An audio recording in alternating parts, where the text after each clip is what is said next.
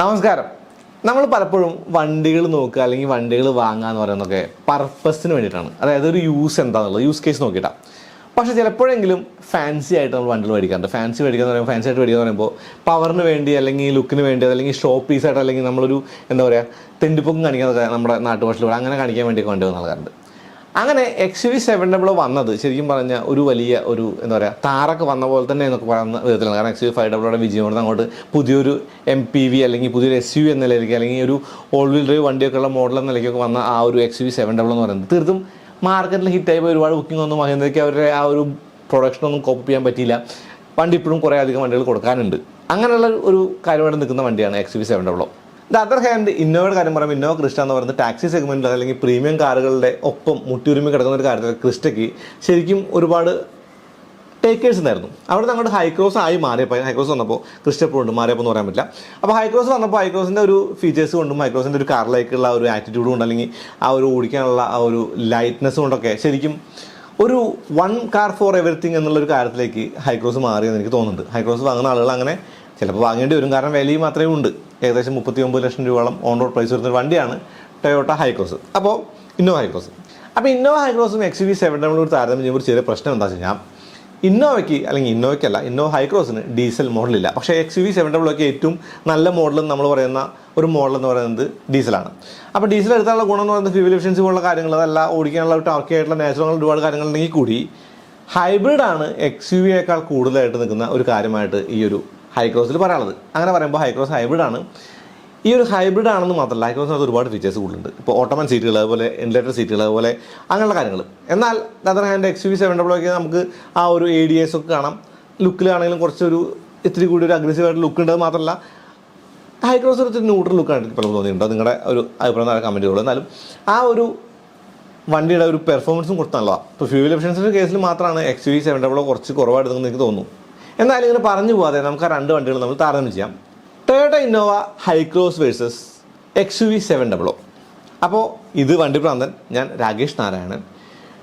നമുക്കിന്ന് എന്തായാലും ആ ഒരു ചെറിയ താരതമ്യം ചെയ്യാം. ചെറുതല്ല, ശരിക്കും പറഞ്ഞാൽ വലിയ താരതമ്യമാണ് വിലയൊക്കെയുണ്ടെങ്കിലും. അതായത് വില കുറച്ച് കൂടുതലാണ് രണ്ട് വണ്ടിക്കും. എന്നാൽ കൂടി വില കൂടുതലാണെന്നല്ല, ഇപ്പോൾ എല്ലാ വണ്ടിക്കും വില കൂടുതലാണ്. എന്നാലും ആ ഒരു വിലകളിൽ അല്ലെങ്കിൽ വിലയിൽ കൂടുതലായി നിൽക്കുന്ന രണ്ട് വണ്ടികളാണ്. അപ്പോൾ ഇന്ന് ആ ഒരു കാര്യത്തിന് പ്രസക്തി കൂടിയുണ്ട്. കാരണം മാരുതി സുസുക്കി തങ്ങളുടെ ഇൻവിക്ടോ അനൗൺസ് ചെയ്തതാണ്. ഇൻവിക്ടോ എന്ന് പറയുന്നത് ബേസ് ചെയ്തിരിക്കുന്നത് ടൊയോട്ട ഇന്നോവ ഹൈക്രോസിലാണ്.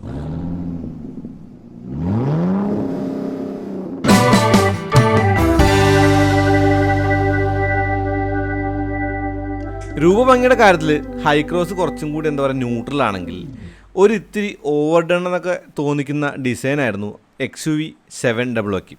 അതായത് എൻ്റെ ഒരു കാഴ്ചപ്പാടിൽ എനിക്ക് ഹൈക്രോസ് നല്ല ഇഷ്ടപ്പെട്ട രൂപം തന്നെയാണ്.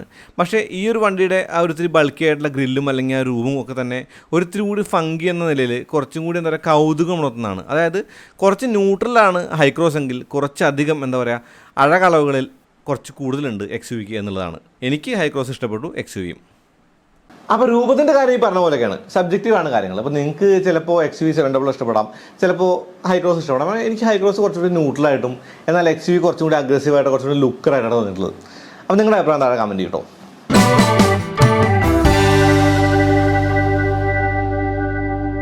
ഈ വക വണ്ടികളിലൊക്കെ മെയിൻ ഫാക്ടർ എന്ന് പറയുന്നത് മിഡിലാണല്ലോ. അപ്പോൾ XUV700 മിഡിലോ എന്ന് പറയുന്നത് ആ സീറ്റ് നമുക്ക് റിക്ലൈൻ ചെയ്യാനുള്ള ഓപ്ഷൻ ഉണ്ട്. പക്ഷേ ആ ഒരു സീറ്റ് നമുക്ക് XUV700 ഇന്നോവ ഹൈക്രോസ് സ്ലൈഡ് ചെയ്യാൻ പറ്റില്ല. അത് മാത്രമല്ല നടുവിലും ആ ഒരു ഹെഡ് റെസ്റ്റും അല്ലെങ്കിൽ ആം റെസ്റ്റും കാര്യങ്ങളൊക്കെ കാണാം. അത് മാത്രമല്ല ഇപ്പോൾ തേർഡിലേക്ക് കയറാനുള്ള ആ ഒരു സീറ്റിൻ്റെ ടമ്പിൾ ആക്ഷൻ എന്ന് പറയുന്നത് കുറച്ച് ഈസിയാണ്. അതായത് വെറുതെ അങ്ങ് പിടിച്ച് അങ്ങ് മടക്കിയിടാം. പക്ഷേ കയറാനായിട്ട് ഒത്തിരി എഫേർട്ട് ഉണ്ട്. ചവിട്ടി കയറാൻ പ്രായമുള്ളവർക്ക് കുറച്ച് ബുദ്ധിമുട്ടുണ്ടാകും. അത് മാത്രമല്ല തേർഡ് റോയിലെ ഇരിപ്പെന്ന് പറയുന്നത് അത്ര സുഖകരമാണെന്ന് വെച്ചാൽ അല്ല. കാരണം ഹെഡ് റൂമിൻ്റെ ഒരു കുറവ് തീർത്തും നമുക്ക് ഫീൽ ചെയ്യും. അത് മാത്രമല്ല തൈ സപ്പോർട്ട് തീരെ ഇല്ല. പക്ഷേ തേർഡ് റോയിൽ ഇരിക്കുമ്പോൾ ലെഗ് റൂം ആ ഒരു ഹൈക്രോസിൻ്റെ അത്രയും കൂടി ഇല്ല എന്നുള്ളൊരു കാര്യമുണ്ട്. ഇപ്പോൾ സ്പീക്കറുകൾ കാണാം, അതല്ലാണ്ട് ആ ഒരു ഹാൻഡിലും കാര്യങ്ങളൊക്കെ ഉണ്ട് പിടിച്ച് ഇരിക്കാനായിട്ട് അത്യാവശ്യം ഏറിയാണ് ഫീലിംഗ് ഒക്കെ. എന്നിരുന്നാൽ കൂടി എനിക്ക് തോന്നുന്നു തേർഡ് റോ എന്ന് പറയുന്നത് ഹൈക്രോസിനാണ് കുറച്ചും കൂടി ഒരു മികവുള്ളത്. ഇപ്പോൾ ഹൈക്രോസിൻ്റെ സീറ്റിന് ആ ഒരു ഓട്ടോമാൻ സീറ്റായിട്ടുള്ള ഒരു കാര്യമുണ്ട്. എന്നിരുന്നാൽ കൂടി മുന്നിൽ ബാറ്ററികളുണ്ട്. ആ ഒരു കാല് നീർത്തിയേക്കാളൊരു പ്രശ്നമുണ്ട്. റിക്ലൈൻ ചെയ്യാം, നമുക്ക് അങ്ങോട്ടും ഇങ്ങോട്ടും സ്ലൈഡ് ചെയ്യാം, കയറാനായിട്ട് വലിയ ബുദ്ധിമുട്ടില്ല. അതായത് നടുവിലൂടെയോ അല്ലെങ്കിൽ സൈഡിലൂടെ കയറാൻ പറ്റും. അങ്ങനെയുള്ള കാര്യങ്ങളിൽ തേർഡ് റോയിലാണെങ്കിലും ഇപ്പോൾ ഹെഡ് റൂം കൊള്ളാം, അതുപോലെ ലെഗ് റൂം കൊള്ളാം. ആകെയുള്ള പ്രശ്നം ആ ഒരു തൈ സപ്പോർട്ടാണ്. അതെല്ലാ തേർഡ് റോയിലും പോലെ തന്നെയാണ്. എന്നിരുന്നാൽ കൂടി സീറ്റ് കുറച്ചുകൂടി പ്ലഷാണ് XUVയിൽ ഈ ഒരു ഹൈക്രോസിനേക്കാൾ. എന്നാൽ ആ ഒരു പ്ലഷ്നെസ് ഉണ്ടെങ്കിൽ കൂടി ഒരു തെന്നി പോകുന്ന ഫീല് XUV700 ഉണ്ട്. ഹൈക്രോസിൽ അതില്ല. ഒരു ഇത്തിരി വിഡ്ത്ത് കുറവാണ് സീറ്റിൻ്റെ എന്നുള്ളതാണ്. പക്ഷേ മിഡിൽ നമുക്ക് ഡ്രൈവർ സീറ്റിലോ അല്ലെങ്കിൽ ആ ഒരു പാസഞ്ചർ സീറ്റ് പോലെ ഇരിക്കാനുള്ള ഗുണമുണ്ട്. യാത്ര ചെയ്യാൻ സുഖം ഹൈക്രോസ് തന്നെയാണ്, സംശയമൊന്നുമില്ല. XUV യാത്ര ചെയ്യാൻ സുഖമില്ല എന്നല്ല, സീറ്റുകളുടെ ആ ഒരു അഡ്വാൻറ്റേജ് ഞാൻ പറയുന്നത്. പക്ഷേ വിഡ്ത്ത് നാരോ ആയിട്ട് തോന്നി സീറ്റിൻ്റെ കാര്യത്തിൽ. XUVക്ക് ആ ഒരു പ്രശ്നമില്ല. അത് മാത്രമല്ല യാത്ര ചെയ്യുമ്പോൾ ഒരു ഫ്ലോട്ടി ഫീലിംഗ് അല്ലെങ്കിൽ എന്താ പറയുക സ്റ്റേബിൾ ആയിട്ടുള്ള ഫീലിംഗ് എല്ലാം കൂടുതൽ XUVനേക്കാൾ കൂടുതൽ എന്തായാലും ആ ഒരു ഹൈക്രോസിനാണ്. പക്ഷേ ഓടിക്കുമ്പോൾ നമുക്ക് ഒത്തിരി കൂടി ഹാൻഡറായിട്ട് തോന്നുന്നത് XUV700 ആണെന്നുള്ളതാണ്. അതായത് ഒത്തിരി കൂടി ഒരു നമ്മുടെ ആ ഒരു അഗ്രസീവായിട്ടുള്ള ഡ്രൈവിന് പറ്റിയ ഒരു നാച്ചർ XUV700 ഒക്കെ ഉണ്ട് എന്നുള്ളത് തന്നെയാണ്.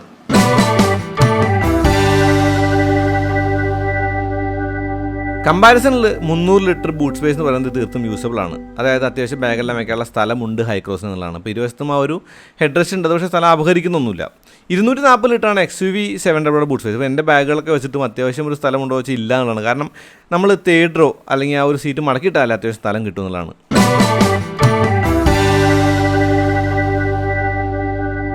ഫ്ലോട്ടിംഗ് സ്ക്രീനുകൾ, വലിയ സ്ക്രീനുകളും അഡ്രിനോക്സ് പോലുള്ള കാര്യങ്ങളുമൊക്കെ XUV700 ഫീച്ചേഴ്സാണ്. ഇപ്പോൾ പ്രീമിയം കാര്യങ്ങൾ ഓർമ്മിപ്പിക്കുന്ന സൗണ്ട് സിസ്റ്റം അല്ലെങ്കിൽ ആ ഒരു കാര്യങ്ങളൊക്കെ XUV700 കാര്യമായിട്ട് പറയാം. സ്റ്റിയറിംഗിലാണെങ്കിൽ ഇപ്പോൾ ADS പോലുള്ള കാര്യങ്ങളൊക്കെ തന്നെ ഫീച്ചേഴ്സായിട്ട് പറയാം. എന്നാൽ ഹൈക്രോസിൽ ആ ഒരു പവേർഡ് ബൂട്ട് ഉണ്ട് എന്നുള്ളതാണ്.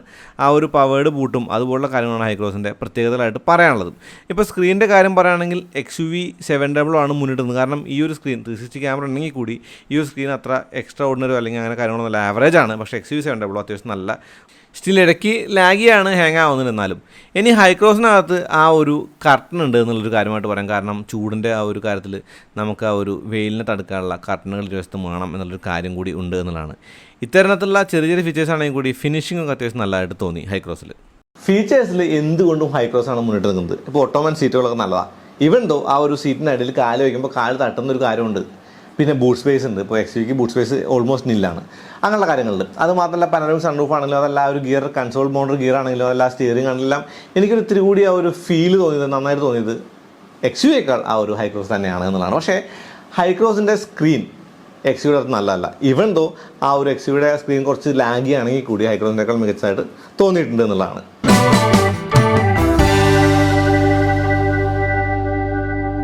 രണ്ട് വണ്ടികളിലും 2 ലിറ്റർ പെട്രോൾ തന്നെയാണ് എഞ്ചിൻ, നമ്മൾ ഡീസൽ എഞ്ചിൻ പറയുന്നില്ല. അപ്പോൾ ഈ ഒരു വണ്ടിയുടെ കാര്യം പറയുമ്പോൾ 198 bhp 380 Nm ടർബോ പെട്രോൾ എഞ്ചിനാണ്. അത്യാവശ്യം നല്ല പവർ ടോർക്ക് ഫിഗറുകളാണ് XUV700 കാര്യമായിട്ട് പറയാനുള്ളത്. അതായത് തീർത്തും റിഫൈൻഡ് ആയിട്ടുള്ള ഓടിക്കാൻ അത്യാവശ്യം നല്ല ഫണ്ണുള്ള ഒരു എഞ്ചിൻ എന്ന നിലയ്ക്ക് തീർത്തും പ്രശംസ അറിയിക്കുന്നുണ്ട് ഈ ഒരു എഞ്ചിൻ എന്നുള്ളത് തന്നെയാണ്. കൂട്ടത്തിൽ ഹൈടെക് ആണ് ഹൈക്രോസ്. അതായത് ഇതൊരു ഹൈബ്രിഡാണ്. 184 bhp 206 Nm പവർ ടോർക്ക് ഫിഗറുള്ള ഈ ഒരു വണ്ടി ഈ എഞ്ചിനൊരു ഡ്രൈവ് ട്രാൻസ്മിഷനോട് കൂടിയിട്ടാണ് പേര് തരുന്നത്. അതുമാത്രമല്ല ഇതിൻ്റെ ഒരു മോട്ടർ എന്ന് പറയുന്നത് അത്യാവശ്യം നല്ല പവർഫുള്ളാണ്. അപ്പോൾ മോട്ടർ എഞ്ചിൻ കോമ്പിനേഷനായിട്ട് നമുക്ക് ഇലക്ട്രിക്കായിട്ട് കുറച്ചുകൂടി ഓടിക്കാം. പിന്നീട് എഞ്ചിൻ ഓണായിട്ട് നമുക്ക് ആ ഒരു വണ്ടി എഞ്ചിനിൽ ഓടിക്കാം. അങ്ങനെ കുറച്ചധികം കാര്യങ്ങൾ ഞാൻ വീഡിയോയിൽ കാര്യങ്ങളൊക്കെ കൂടുതൽ പറഞ്ഞിട്ടുണ്ട്. അപ്പോൾ തീർത്തും പവർഫുൾ ആയിട്ടുള്ള ഒരു വണ്ടി എന്ന നിലയ്ക്ക് ഹൈക്രോസിനെ കാണാനുള്ളതാണ്. ഇതിൻ്റെ ഒരു ഹൈലൈറ്റ് എന്ന് പറയുന്നത് ഫ്യൂവൽ എഫിഷ്യൻസിയാണ്. ഈ ഒരു ഹൈബ്രിഡ് പവർ ട്രെയിനും ഈ ഒരു എഞ്ചിനും കൂടി ചേർന്നിട്ടുള്ള ആ ഒരു കാര്യത്തിൽ അത്യാവശ്യം നല്ല ഒരു ഫ്യൂവൽ എഫിഷ്യൻസി കൂടി ഒരു വണ്ടി പ്രദാനം ചെയ്യുന്നുണ്ട് ആ ഒരു ഡ്രൈവിംഗ് ഫണ്ടിൻ്റെ കൂടെ എന്നുള്ളത് തന്നെയാണ്.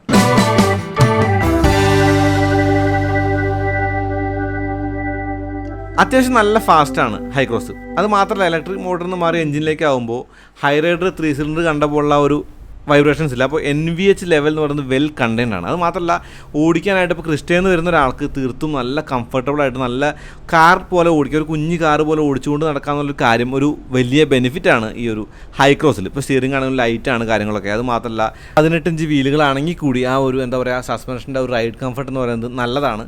അതായത് തീർത്തും സുഖകരമായിട്ടിരുന്ന് യാത്ര ചെയ്യാനും അത്യാവശ്യം നല്ല കുന്തളിപ്പ് കാണിച്ച് ഓടിക്കാനും പറ്റിയൊരു വണ്ടി എന്ന നിലയ്ക്ക് ഇന്നോവ ഹൈക്രോസിനെ കാണാമെന്നുള്ളതാണ്. ഇപ്പോൾ നമ്മൾ ഇരിക്കുന്ന ഒരു പ്രീമിയം ഫീലും അതുമാത്രമല്ല ആ ഒരു ഓൾ റൗണ്ട് വിസിബിലിറ്റിയും എല്ലാം മികച്ചതായി തന്നെയാണ് ഹൈക്രോസിൽ അനുഭവപ്പെട്ടത്. അത് മാത്രമല്ല ഇപ്പോൾ സീറ്റിലെ വെന്റിലേറ്റർ സീറ്റ് പോലുള്ള കാര്യങ്ങളൊക്കെ ഉള്ളതുകൊണ്ട് നമുക്ക് ആ ഒരു കൂളിംഗ് കാര്യങ്ങളൊക്കെ ഉണ്ട്. അത്യാവശ്യം കാല് കൊടുത്ത് ഓടിച്ചാലും 12-13 കിലോമീറ്ററൊക്കെ സുഖമായിട്ട് നമുക്ക് മൈലേജ് അച്ചീവ് ചെയ്യാനുള്ളത്. അത് മാത്രമല്ല 20-ന് പുറത്ത് കമ്പനി പറയുന്ന ഒരു ഫ്യൂൽ എഫിഷ്യൻസി എന്ന് പറയുന്നത് വലിയ ബുദ്ധിമുട്ടിലാണ് നമുക്ക് കിട്ടുന്ന കാര്യമൊക്കെ ഉണ്ട്. അത്യാവശ്യം റിഫൈൻഡ് ആയിട്ടുള്ള അത്യാവശ്യത്തിന് ഫണ്ണുള്ള ഒരു എഞ്ചിൻ ഇലക്ട്രിക് മോട്ടോർ കോമ്പിനേഷൻ എന്ന നിലയ്ക്ക് ഹൈക്രോസിന് അത്യാവശ്യം നല്ല ഒരു കാര്യമായിട്ട് നമുക്ക് പറയാനുള്ളതാണ്. ഹൈക്രോസിൻ്റെ ഒരു റൈഡും അല്ലെങ്കിൽ ആ ഒരു സ്റ്റിയറിങ്ങും അല്ലെങ്കിൽ ആ ഒരു ഡ്രൈവും എല്ലാം മികച്ചതാണ് എന്നുള്ളത് തന്നെയാണ്. അപ്പോൾ ക്രിസ്റ്റയായിട്ട് കമ്പയർ ചെയ്യുമ്പോൾ ലൈറ്റ്നസ്സും ആ ഒരു ഡ്രൈവ് ചെയ്യാനുള്ള ഈസിനെസ്സും ഒക്കെ ഹൈക്രോസിൻ്റെ മികവായിട്ട് കാണാവുന്നതാണ്. അപ്പോൾ രണ്ട് വണ്ടികളുടെ ഒരു കാര്യം പറയുമ്പോൾ അഗ്രസീവായിട്ടുള്ള ഒരു സ്വഭാവമാണ് XUV700 എങ്കിൽ ഒരു ഇത്തിരി കൂടി സ്മൂത്തായിട്ട് എന്നാൽ കാല് കൊടുത്ത് ഓടിക്കാവുന്ന ഒരു സ്വഭാവമുള്ള വണ്ടിയായിട്ട് ഹൈക്രോസിനെ എനിക്ക് അനുഭവപ്പെട്ടു എന്നുള്ളത് തന്നെയാണ്.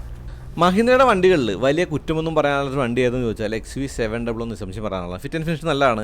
അതുമാത്രമല്ല ടെക്നോളജികളുടെ ആ ഒരു അതിപ്രസരമുണ്ട്. ഇപ്പോൾ ഞാൻ പറഞ്ഞൊരു കാര്യം എന്ന് പറയുന്നത് അഡ്നോക്സിൻ്റെ കാര്യം മാത്രമല്ല, ഇപ്പോൾ ADAസിൻ്റെ ആയിട്ടുള്ള കാര്യങ്ങളുണ്ട്. പല വീഡിയോസ് നമ്മൾ കണ്ടു.